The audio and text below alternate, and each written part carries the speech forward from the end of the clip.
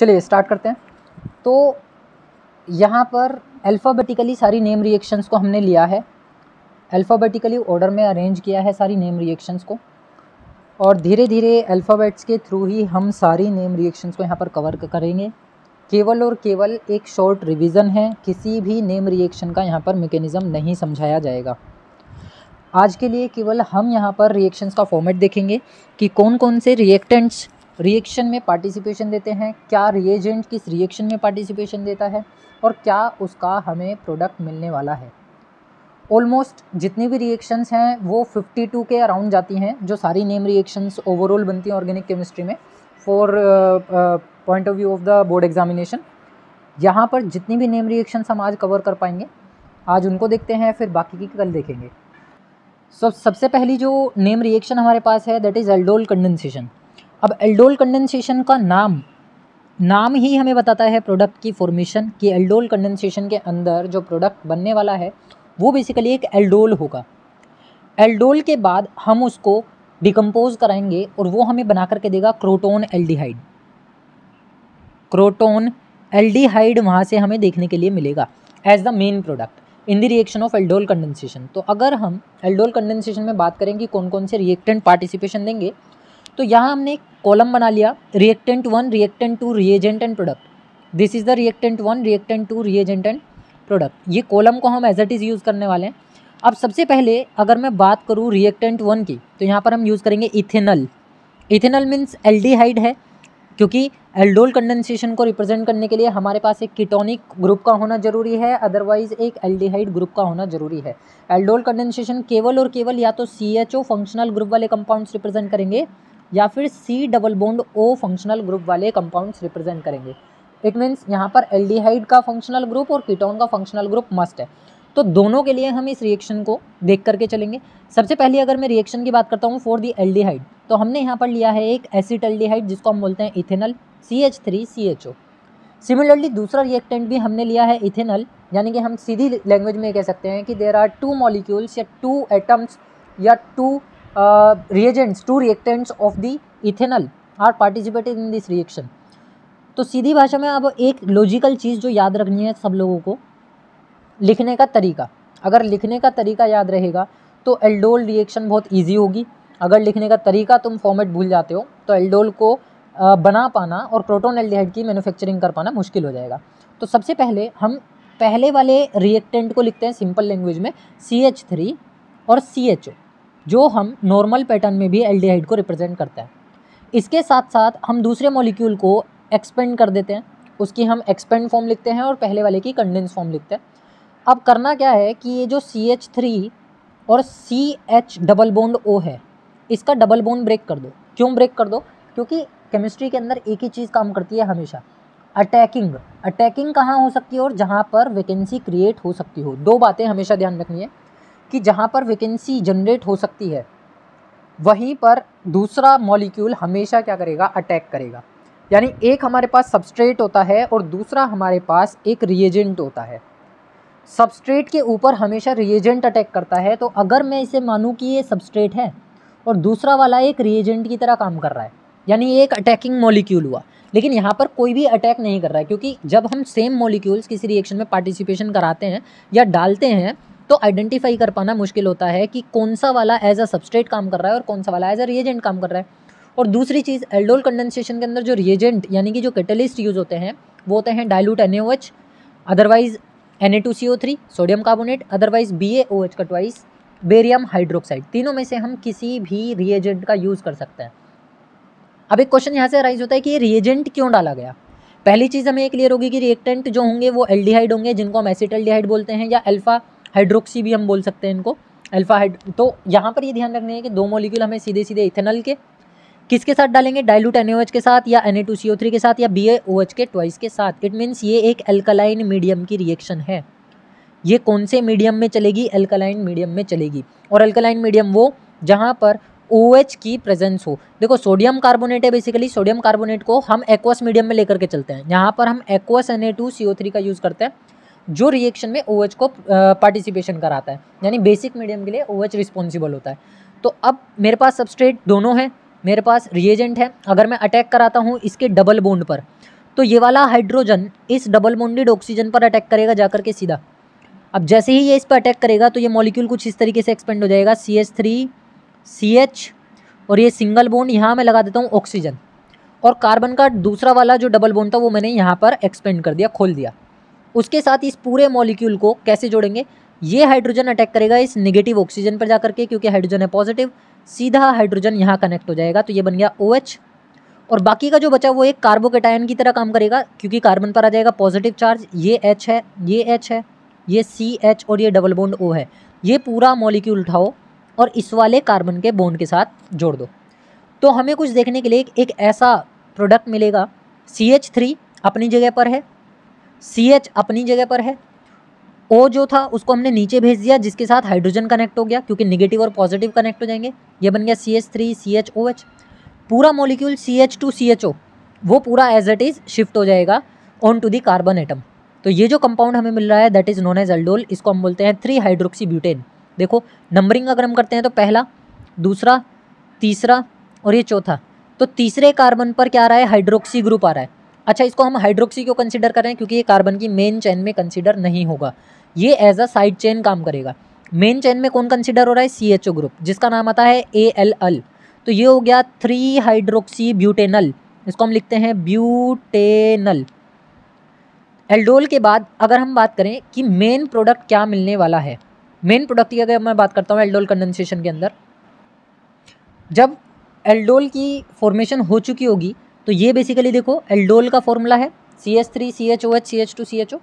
अब इसको हमें डालना है एक एसिडिक मीडियम में। पहला स्टेप एल्डोल कंडेंसेशन के लिए एक बेसिक मीडियम की रिक्वायरमेंट है, जो कि NaOH हो सकता है, BaOH का ट्वाइस हो सकता है, अदरवाइज Na2CO3 हो सकता है। लेकिन जब आपका एल्डोल फॉर्म हो चुका होगा उसको हमें डालना होगा एसिडिक मीडियम में, या आप ये कह सकते हो कि आप उसको हीट करेंगे, और हीट कराने का पर्पस सीधा से ये है ताकि हम यहाँ से वाटर का मॉलिक्यूल रिमूव करा सकें। जैसे यहाँ से वाटर का मॉलिक्यूल रिमूव होगा तुरंत हमारे पास बनने वाला जो प्रोडक्ट है वो कहलाएगा क्रोटोन एल्डिहाइड। तो क्या होने वाला है, ये जो CH2 ग्रुप है इसको एक्सपेंड कर दो।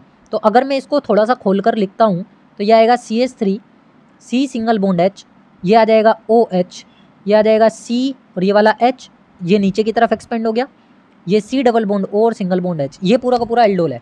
इसमें से आप सीधा सीधा पानी का मॉलिक्यूल बाहर निकाल दो, ये निकल गया हमारा पानी का मॉलिक्यूल H2O। जैसे ये H2O बाहर निकलेगा तो ये जो कार्बन की वैलेंसी अंदर की तरफ शिफ्ट होगी, ऐसी ये वाली कार्बन की वैलेंसी भी अंदर की तरफ शिफ्ट होगी। लेकिन कार्बन के पास सिंगल बॉन्ड तो पहले से ही है। अब इसका मतलब तो ये नहीं है कि हम ट्रिपल बॉन्ड लगा सकें, क्योंकि कार्बन की ओवरऑल मैक्सिमम 4 ही वैलेंसीज होती हैं। तो ये वाली जैसे ही वैलेंसी अंदर की तरफ शिफ्ट होगी तो इस कार्बन की ऑटोमेटिक वैलेंसी कंप्लीट हो जाएगी।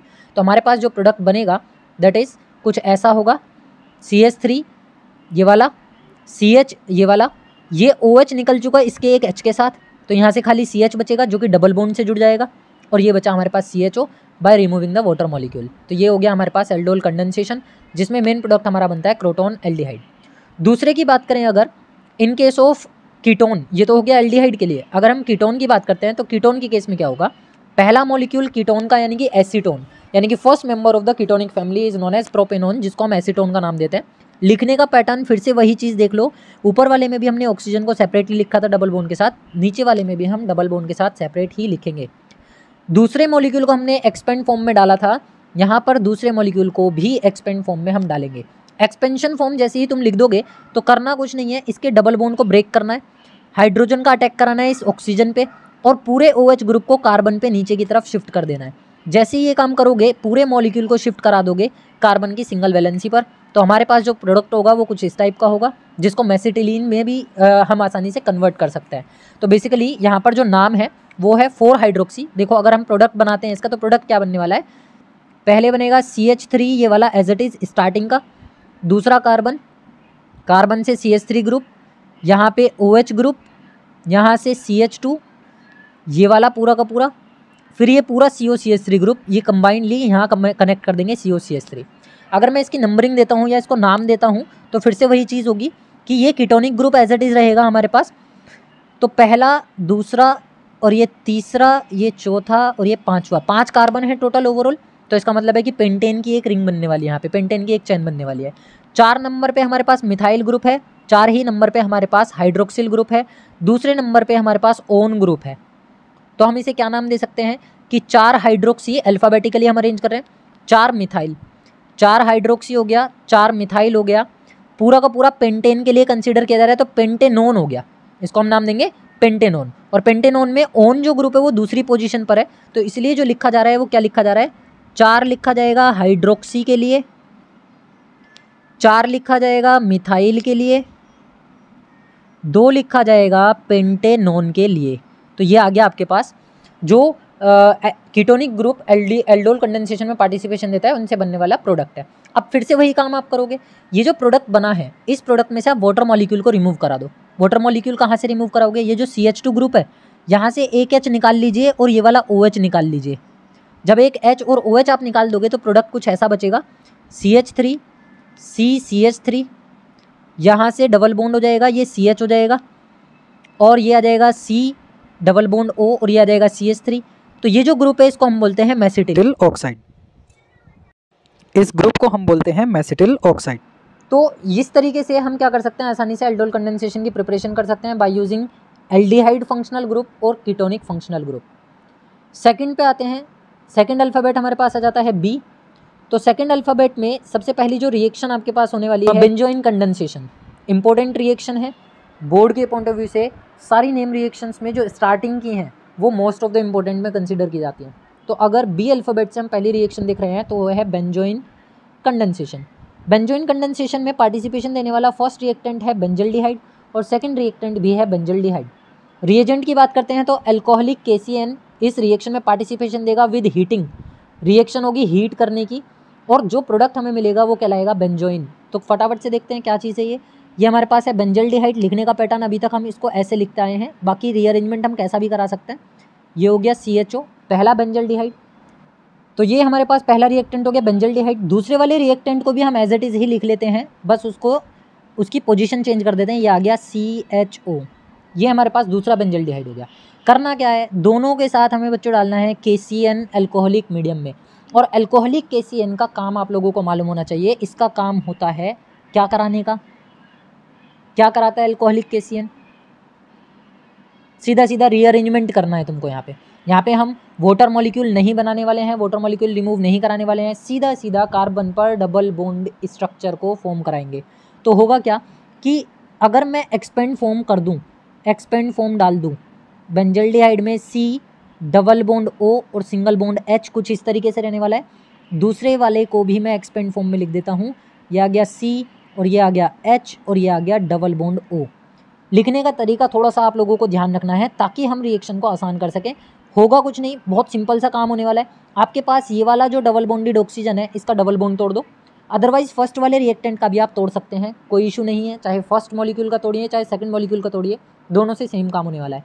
जैसे ही आप ये डबल बॉन्ड तोड़ोगे तो यहाँ पर ऑक्सीजन पर नेगेटिव चार्ज आ जाएगा क्योंकि ऑक्सीजन अपना इलेक्ट्रॉन विड्रॉ करा रहा है, ऑक्सीजन वापस से अपना इलेक्ट्रॉन अपनी तरफ एक्सेप्ट कर रहा है। अब ये वाले कार्बन पर जो हाइड्रोजन आ रहा है वो हाइड्रोजन कनेक्ट हो जाएगा इस ऑक्सीजन पर जाकर के।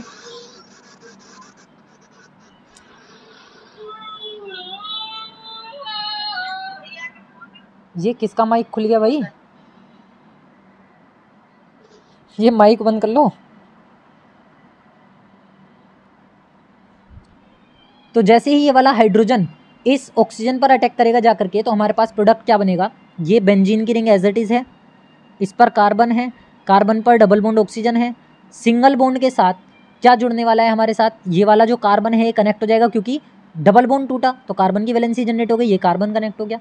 इस कार्बन पर एक तरफ H जुड़ा है और दूसरी तरफ आ जाएगा OH, ऊपर की तरफ से OH का कनेक्शन है, नीचे की तरफ से ये H आ जाएगा और ये पूरा का पूरा जुड़ जाएगा एक बेंजीन की रिंग के साथ। ये प्रोडक्ट हमारा कहलाता है बेंजोइन। एक बार फिर से देख लो, ये इसकी मेन स्ट्रक्चर है, यहाँ से हाइड्रोजन हटेगा, इस कार्बन डबल बॉन्ड ऑक्सीजन पर अटैक करेगा तो ये ग्रुप कन्वर्ट हो जाएगा CHOH के अंदर, बनने वाला प्रोडक्ट कहलाएगा बेंजोइन। सेकंड रिएक्शन इसी के अंदर आ जाती है बाल-शीमैन रिएक्शन। अगर बाल-शीमैन रिएक्शन की हम बात करते हैं तो उसमें जो रिएक्टेंट है वो केवल एक ही है जो पार्टिसिपेशन देता है, BDC इसका नाम है, बेंजीन डायजोनियम क्लोराइड या बेंजीन डायजोनियम सॉल्ट भी हम इसको बोलते हैं। अब यहाँ पर अगर इस बेंजीन के साथ मैंने नॉर्मली इस N2 पे X जोड़ा तो N2 पॉजिटिव होगा, X नेगेटिव होगा, इसको हम बोलते हैं बेंजीन डायजोनियम सॉल्ट। अब ये जो सॉल्ट है वो क्लोरीन के लिए होगा तो इसको हम क्या बोलेंगे, बेंजीन डाइजोनियम क्लोराइड बोलेंगे। अगर ये ब्रोमीन के लिए होगा तो ब्रोमाइड बोलेंगे, फ्लोरीन के लिए होगा तो फ्लोराइड बोलेंगे।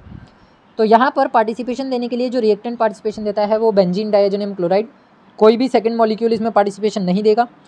रिएजेंट रखा जाएगा HBF4, इसको बोलते हैं फ्लोरोबोरिक एसिड। फ्लोरोबोरिक एसिड जो है बेसिकली इसकी जो स्ट्रक्चर होती है वो कुछ इस टाइप की होती है। BF4 पर होता है निगेटिव चार्ज और बाहर बैठा होता है H पॉजिटिव चार्ज, जिसको हम कंबाइनली लिखते हैं HBF4।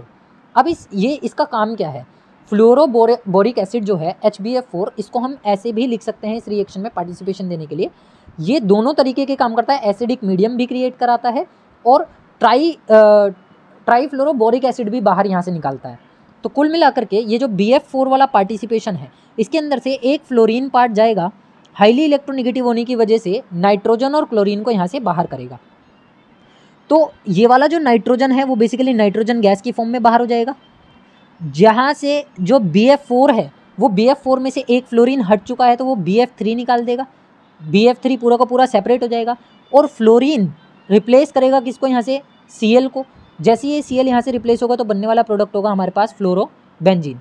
तो इस चीज़ का हमें छोटा सा ध्यान रख करके चलना है कि जो HBF4 है वो HBF4 को हम ऐसे भी लिख सकते हैं, H बाहर रहने वाला है पॉजिटिव और BF4 रहने वाला है निगेटिव के साथ अंदर। ये दोनों मॉलिक्यूल, ये दो स्ट्रक्चर जो है वो स्प्लिट स्ट्रक्चर होती है। स्प्लिट स्ट्रक्चर को यूज़ ना करके हम यहाँ पर कंडेंस स्ट्रक्चर यूज़ कर लेते हैं। बाकी रिएक्शन में चाहे इसको लिखो या एक्सपेंड फॉर्म को लिखो, दोनों चीज़ें करेक्ट होंगी। नेक्स्ट रिएक्शन बी में आ जाती है हमारे पास बुओ ब्लांक रिडक्शन का रिएक्शन है। इसमें रिएक्शन में पहला रिएक्टेंट जो पार्टिसिपेशन देता है वो है इथाइल एसीटेट। सब इसी चीज़ से बहुत अच्छे से वाकिफ हैं।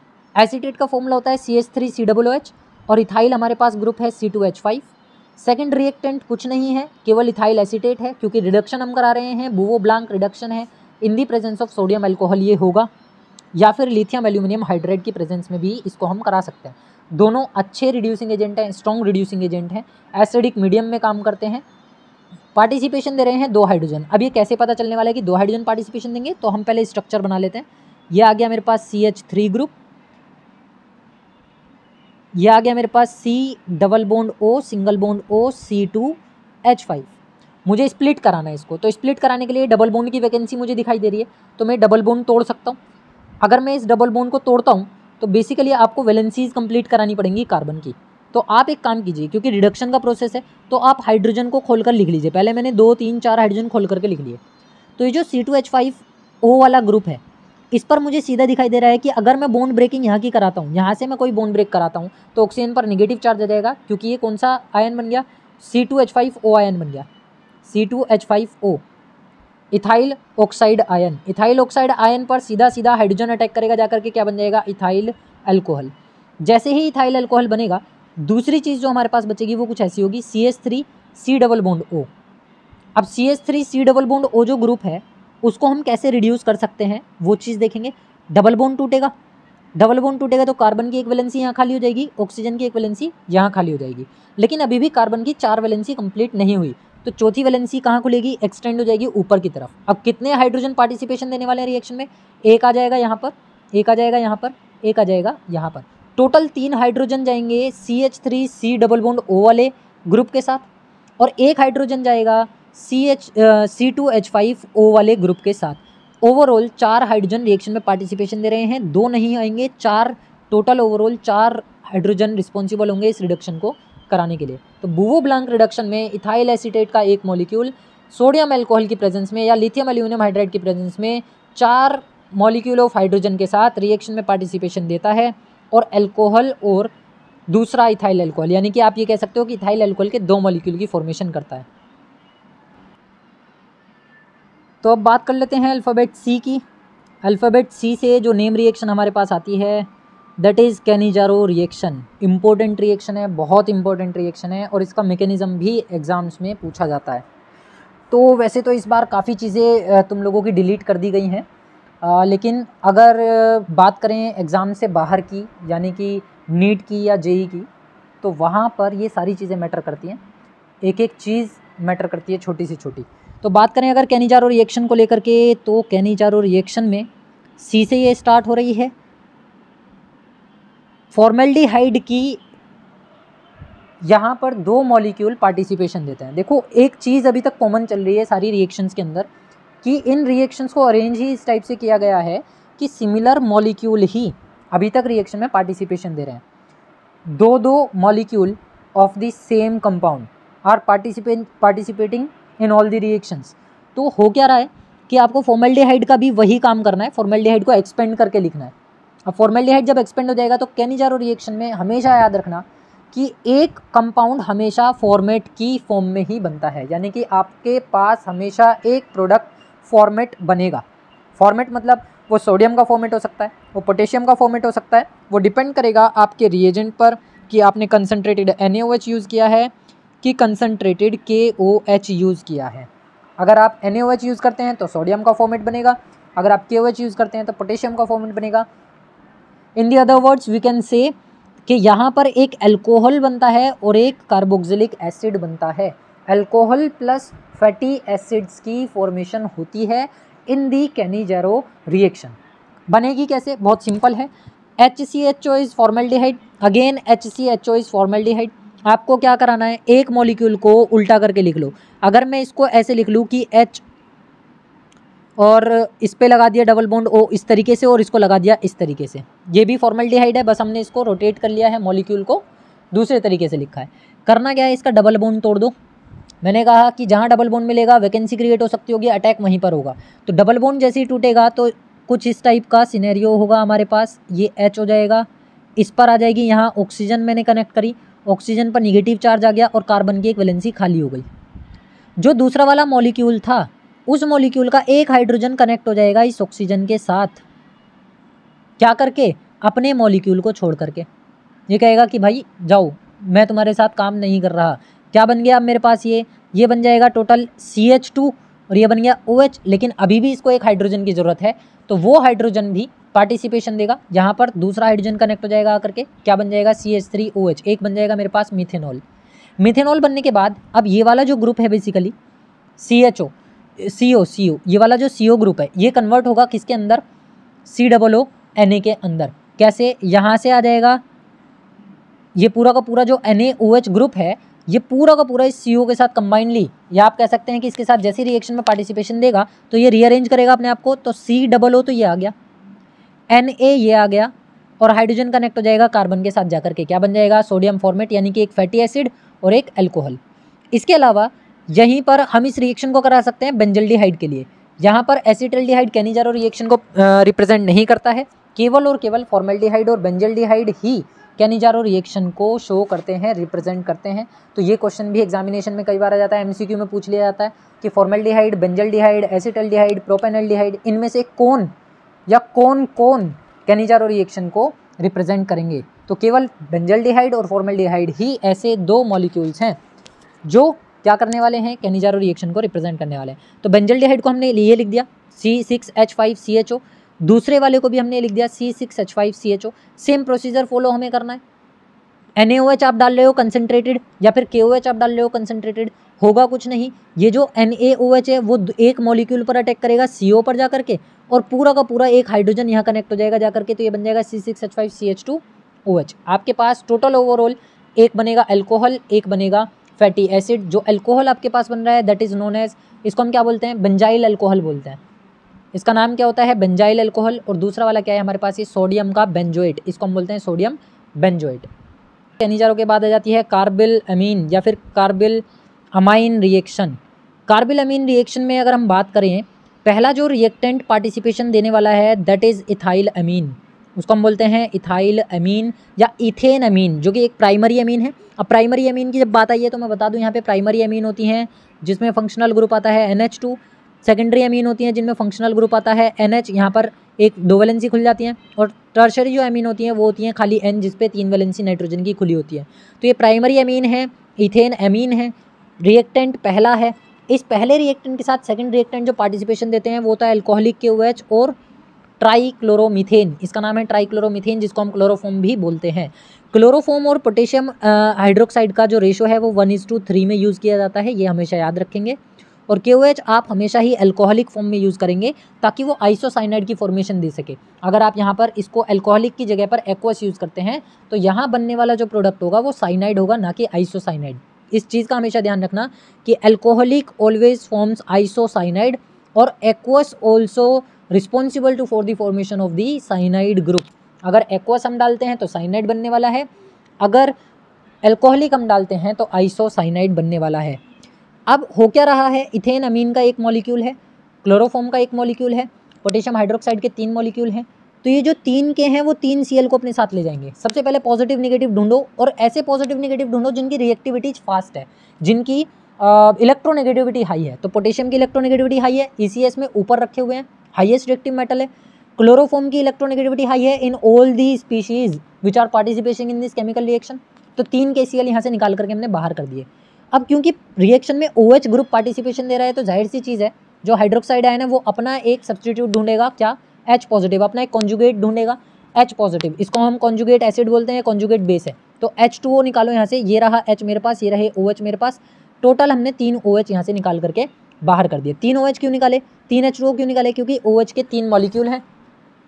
तो अब ये देखो कि 2 हाइड्रोजन तो अमीन प्रोवाइड करा देगा, प्राइमरी अमीन है, और 1 हाइड्रोजन क्लोरोफॉर्म प्रोवाइड करा देगी। टोटल हो गए 3 H, और 3 हमारे पास थे OH। कंबाइनली अगर हम देखें तो ये बन जाती है 3 OH H2O। बचा क्या ग्रुप, C2H5 बचा अमीन में से, नाइट्रोजन बचा अमीन में से, और खाली कार्बन बचा क्लोरोफॉर्म में से। जब नाइट्रोजन और क्लोरोफॉर्म एल्कोहलिक KOH के साथ डाले जाते हैं तो ये बना देते हैं आइसोसाइनाइड। तो ये फॉर्मेशन हो गई है इथाइल आइसोसाइनाइड की, जिसको हम इथाइल कार्बिल अमीन बोलते हैं। अगर हम इसका नाम देखें केमिकली तो ये बन जाता है इथाइल कार्बिल अमीन। अब सेम यही रिएक्शन को हम एनिलीन के साथ रिप्रेजेंट कराते हैं। कार्बिल अमीन रिएक्शन एनिलीन भी रिप्रेजेंट करती है। तो बस आपको क्या करना है, C2H5 ग्रुप को रिप्लेस करना है बाय यूजिंग बेंजीन रिंग। पूरा फॉर्मेट सेम है, इस C2H5 ग्रुप को केवल आपको क्या करना है, बेंजीन रिंग से रिप्लेस कर देना है। तो यहाँ पर मैं इसको रिपीट नहीं कर रहा हूँ, केवल और केवल याद रखना है फॉर्मेशन का तरीका, और साथ में ये याद रखना है कि कितने कितने रेशो में पार्टिसिपेशन देते हैं कौन कौन मॉलिक्यूल, रिएक्टिविटी किसकी ज़्यादा है और किसकी इलेक्ट्रोनेगेटिविटी ज़्यादा है, वो एक साथ निकल जाएंगे। OH जो है वो एक कॉन्जुगेट बेस है, ये अपना कॉन्जुगेट एसिड ढूंढता है। कॉन्जुगेट एसिड के लिए अमीन यहाँ पर 2 हाइड्रोजन रिप्लेस कराएगी और एक क्लोरोफॉर्म रिप्लेस कराएगा, तो 3H2O का मॉलिक्यूल बाहर हो जाएगा। नेक्स्ट इसमें आ जाती है हमारे पास क्लेजन कंडेंसेशन रिएक्शन। ये रिएक्शंस ऐसी हैं जिनके मैकेनिज्म भी एग्जामिनेशंस में पूछे जाते हैं, और एग्जामिनेशन में कई बार इनके SN1 SN2 मैकेनिज्म के बेसिस पर भी पूछ लिया जाता है कि कौन से मैकेनिज्म को ये फॉलो करते हैं, वेदर इट फॉलोज S1 और SN2। तो वो चीज़ें हम तब डिस्कस करेंगे जब हम चैप्टर को थोरली NCERT से लेकर के जाएंगे। तो ये हमारे पास आ गई है C से यहाँ पर क्लेजन कंडेंसेशन। क्लेजन कंडेंसेशन में पहला जो मॉलिक्यूल या पहला रिएक्टेंट जो पार्टिसिपेशन दे रहा है दैट इज इथाइल एसीटेट। ये ग्रुप है आपके पास एसीटेट का CH3COO, और इथाइल ग्रुप इसके साथ कनेक्टेड है तो इथाइल एसीटेट हो गया। सेकंड मॉलिक्यूल भी बिल्कुल सेम है, इथाइल एसीटेट, यानी कि जिस तरीके से एल्डोल कंडेंसेशन था, बेंजोइन कंडेंसेशन था, कैनिजारो रिएक्शन थी, सेम एज बिल्कुल क्लेजन कंडेंसेशन को हम फॉलो करने वाले हैं with in the same molecule, with in the same compound. तो यहाँ पर इथाइल एसीटेट के 2 मॉलिक्यूल हमने लिखे, बस लिखने का पैटर्न अलग है। तीसरी चीज़ रिएजेंट, जो इसमें मोस्ट इंपॉर्टेंट पार्ट है रिएजेंट का, सारी नेम रिएक्शंस में कि कौन सा रिएजेंट पार्टिसिपेशन देता है। तो पहला रिएजेंट हम यूज़ कर सकते हैं एक एल्कोक्साइड। एल्कोक्साइड क्या होते हैं, एल्कोक्साइड कौन से वाले ग्रुप होते हैं, जैसे मैंने लिखा RCOONA, इस RCOONA को, या फिर हम लिखें जैसे C2H5ONA, इसको तो छोड़ ही दीजिए, ये तो फैटी एसिड हो गया।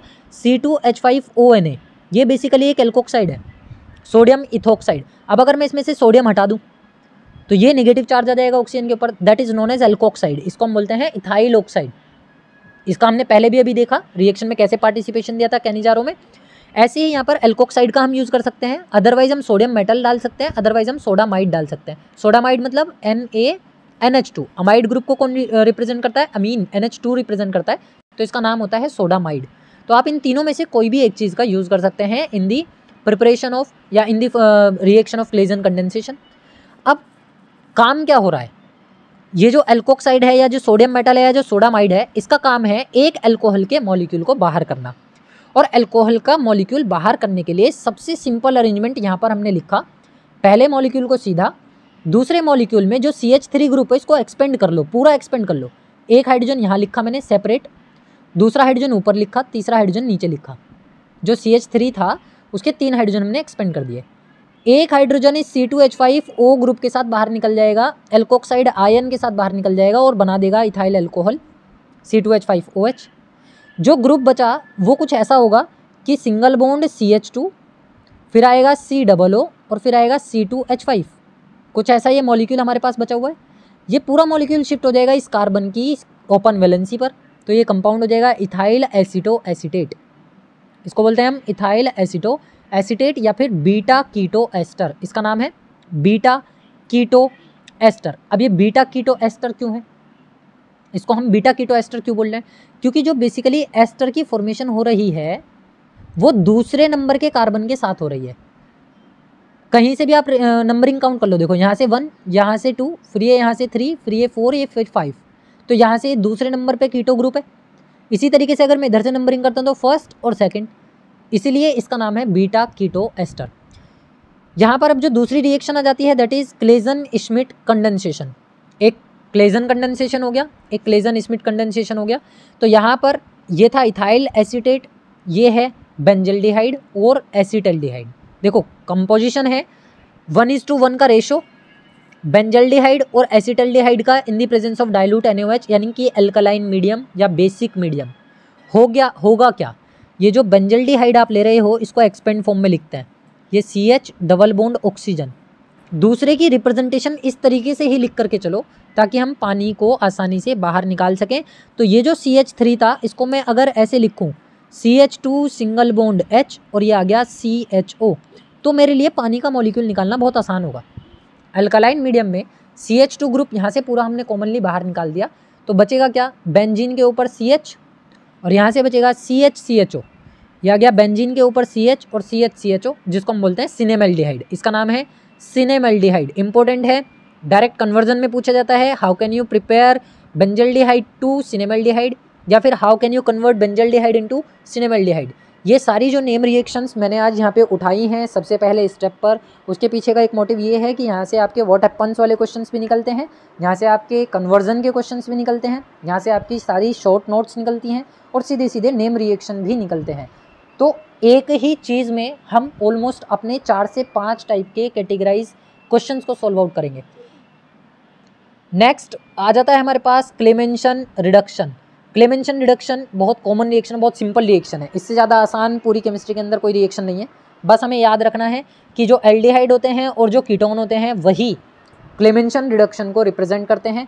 तीनों की तीनों जो चीज़ें हमने यहाँ ली हैं, पहली हमने ली है एसिटल्डिहाइड जिसको इथेनॉल कहते हैं, दूसरी ली है एसीटोन, तीसरी ली हमने एसिटोफिनोन।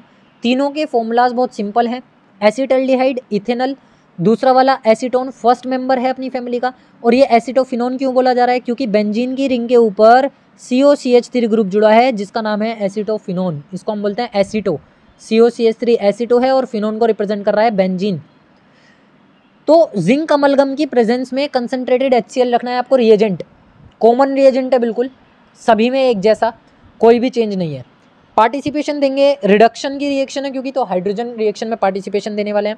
अब ये हाइड्रोजन कैसे रिएक्शन में पार्टिसिपेशन देगा वो मैटर करता है। ये वाला जो CH3CHO ग्रुप है, एल्डिहाइड का सीधा रिडक्शन होता है अगर 4 हाइड्रोजन से, तो पहले ये कन्वर्ट होता है अल्कोहल के अंदर और फिर ये कन्वर्ट हो जाता है किसके अंदर, एल्केन के अंदर। यानी कि पहले 2 हाइड्रोजन आएंगे जो इसको अल्कोहल में कन्वर्ट करेंगे। अब आप पहले इसको अल्कोहल में कन्वर्ट करके देखिए, तो ये है मेरे पास CH3CHO। मैंने यहाँ पर 2 हाइड्रोजन डाल दिए, तो एक हाइड्रोजन आ जाएगा इस कार्बन पर, एक हाइड्रोजन आ जाएगा इस ऑक्सीजन पर, ये बन जाएगा CH3CH2OH। ये बन गया मेरे पास अल्कोहल। बाकी के बचे हुए 2 हाइड्रोजन फिर से हम डालते हैं। अब ये क्या काम करने वाले हैं, इसको एल्केन में कन्वर्ट करने वाले हैं। एल्केन कैसे कन्वर्ट होगा, एक हाइड्रोजन यहाँ से OH को लेकर के बाहर निकल जाएगा प्लस वाटर मॉलिक्यूल बाहर, और एक बचा हुआ हाइड्रोजन इस CH2 पर आ जाएगा जिसका बन जाएगा CH3CH3 कंपाउंड यानी कि एल्केन। तो आप डायरेक्टली इसको लिख सकते हैं, जरूरी नहीं है आप इसको डबल स्टेप में रिएक्शन को लिखें। सिंगल स्टेप में एल्डिहाइड का कन्वर्जन है एल्केन के लिए by using 4 nascent hydrogen in the presence of zinc amalgam और कंसंट्रेटेड HCl, और यहाँ पर कंपोजिशन बनेगी एल्केन प्लस H2O की। सिंपल अगर आप यहाँ पे यूज़ करते हैं कीटोन का, कीटोन मतलब एसीटोन हमने यूज़ किया फिर से, ये एसीटोन का फिर से वही काम होगा कि ये डबल बॉन्ड टूटेगा, इस डबल बॉन्डेड ऑक्सीजन को यहाँ से 2 हाइड्रोजन अपने साथ खींच के ले जाएंगे। 2 हाइड्रोजन यहाँ से निकले, ऑक्सीजन को साथ में ले गए, बन गया पानी का मॉलिक्यूल H2O। बचे हुए 2 हाइड्रोजन कार्बन की दोनों वैलेंसीज को सेटिस्फाई करेंगे और कंपाउंड बनेगा CH3 CH2 CH3, जिसका नाम होता है प्रोपेनोन, प्रोपेन। ये क्या बन गई? Propane. Next one is acetophenone, same case है। एसिटोफिनोन को एक्सपेंड करके मैं यहाँ लिख देता हूँ, कार्बन डबल बॉन्ड ऑक्सीजन, ये मैंने रिप्रेजेंट किया और इसके साथ मैंने जोड़ दिया CH3। फिर से वही आप काम करेंगे, 4 हाइड्रोजन आपके पास हैं, 4 में से 2 हाइड्रोजन निकलेंगे, 2 हाइड्रोजन इस ऑक्सीजन को ले जाएंगे अपने साथ पानी का मॉलिक्यूल बनाते हुए यहाँ से बाहर, और बाकी बचे हुए जो 2 हाइड्रोजन है वो कनेक्ट हो जाएंगे इस कार्बन पे जाकर के, तो कंपाउंड होगा बेंजीन के ऊपर CH2 CH3। इसको बोलते हैं इथाइल बेंजीन, इसका नाम आएगा इथाइल बेंजीन। इथाइल ग्रुप ये रहा और बेंजीन ग्रुप नीचे है। नेक्स्ट वन इज, यहाँ आ जाती है हमारे पास coupling reaction. This is the last reaction in the सी सीक्वेंस। अल्फाबेट में अगर हम देख रहे हैं तो ये लास्ट रिएक्शन है जो सी से स्टार्ट होती है, जिसका नाम है हमारे पास कपलिंग रिएक्शन। इंपॉर्टेंट रिएक्शन है कन्वर्जन्स के लिए भी, और मोस्टली ये अमाइंस चैप्टर में मिलती है।